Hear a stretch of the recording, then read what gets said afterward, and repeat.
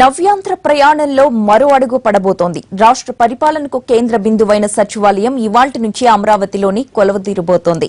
తాత్కాలిక సచివాలయ నిర్మాణం పూర్తి కావడంతో వెలగపూడి నుంచి పాలన ప్రారంభమవుతుంది. హైదరాబాద్లోని కార్యాలయాలకు తాళాలు వేసి ఫైళ్లు, సామాగ్రి సహా సిబ్బంది ఇప్పటికే వెలగపూడికి చేరుకున్నారు.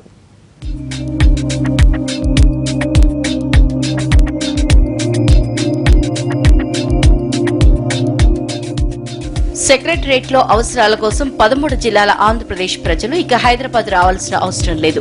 సచివాలయం మొత్తం ఆంధ్రుల రాజధాని అమరావతికి తరలి వచ్చేసింది. సచివాలయంలో ఉండే అన్ని శాఖలు ఇవాల్టి నుంచి వెలగపూడి వేదికగా పనులు ప్రారంభిస్తాయి.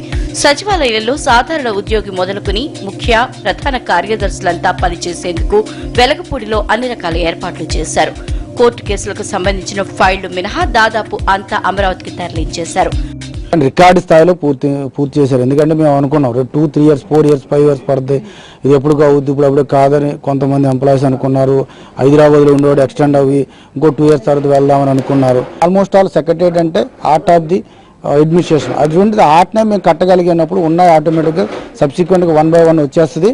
పరిపాలన బాగా సరిగి ఆల్మోస్ట్ ఆల్ సేమ్ ఒక అనుకున్న 10 yearsలో మేము reach to the 1 or 2 levels లో మనం ఇండియాలో డెవలప్మెంట్ స్టేట్ లో మనం కూడా వెళ్ళిపోతాం.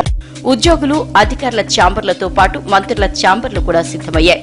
హైదరాబాద్ నుంచి మహిళా ఉద్యోగులు 2 రోజుల ముందే అమరావతి చేరుకుని తమ ఛాంబర్లను, నివాస ప్రాంతాల్ని పరిశీలించారు. మొత్తం అంతా కూడా మా సిస్టమ్స్, మా రికార్డు అంతా తెచ్చిపెట్టుకుని మొత్తంగా సిద్ధం చేసుకోవడానికని ఇప్పుడు వచ్చామండి. నిజంగా ఇక్కడ చూస్తుంటే మాకు ఆఫీస్ చాలా ఆహ్లాదంగానే అనిపిస్తోందండి. కొంచెం బస్ ఫెసిలిటీస్ అవి కూడా కల్పిస్తే మేము చక్కగా పనిచేయడానికి మాకు ఎటువంటి ఇబ్బందులు ఉండవని తెలియజేస్తుంది. అమరావతిలో నిర్మించిన సచివాలయంలో ఉద్యోగుల కోసం సకల సౌకర్యాలు కల్పించారు. ఉద్యోగులకు క్యాంటీన్, డైనింగ్ హాల్ సౌకర్యం కల్పించారు. వీటితో పాటు 2 ATMలను కూడా ఏర్పాటు చేశారు. సెక్రటరియట్ ప్రాంగణం మొత్తం పచ్చదనం కనిపిస్తోంది.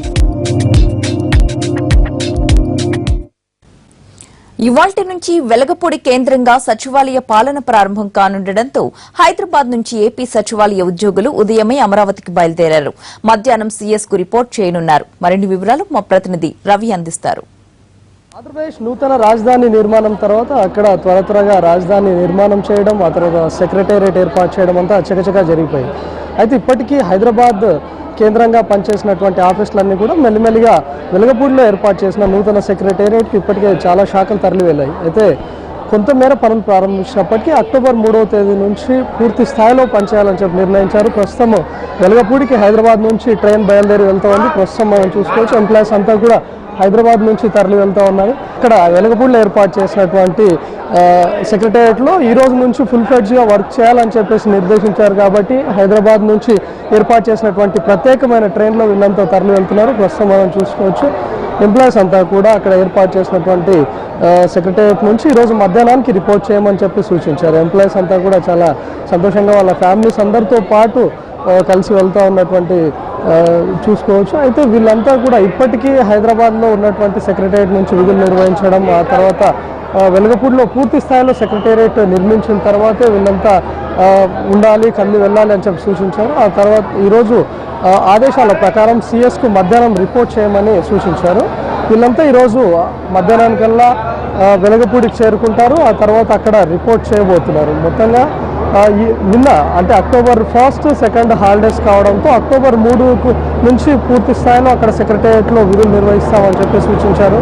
వీళ్ళంతా కూడా హైదరాబాద్ నుంచి ఏర్పాటు చేసినటువంటి వెలగపూడి ఎక్స్ప్రెస్ ట్రైన్కు తరలి వెళ్తున్నటువంటి పరిస్థితి. మొత్తంగా హైదరాబాద్లో ఎన్నో ఏళ్ళ వీళ్ళంతా తరలి వెళ్తున్నారు. మొత్తంగా హైదరాబాద్తో ఉన్నటువంటి అనుబంధాన్ని కోల్పోవడం ఒక దిక్కైతే తాము సొంత రాజధాని లేకపోతే తమ సొంత రాష్ట్రానికి వెళ్ళిపోతున్నాం అన్నటువంటి ఉద్యోగులు కూడా వెళ్తున్నారు. మొత్తంగా ఇటు తెలంగాణ ప్రాంత ఉద్యోగులు, ఆంధ్రప్రదేశ్ రాష్ట్ర ఉద్యోగులు ఇద్దరితో కలిసి పనిచేసినటువంటి వీళ్ళు ఒక్కసారిగా విడిపోవడం కొంతమేర బాధ కూడా లోనవుతున్నారు. కెమెరామెన్ రతన్తో రవికుమార్, NTV, హైదరాబాద్.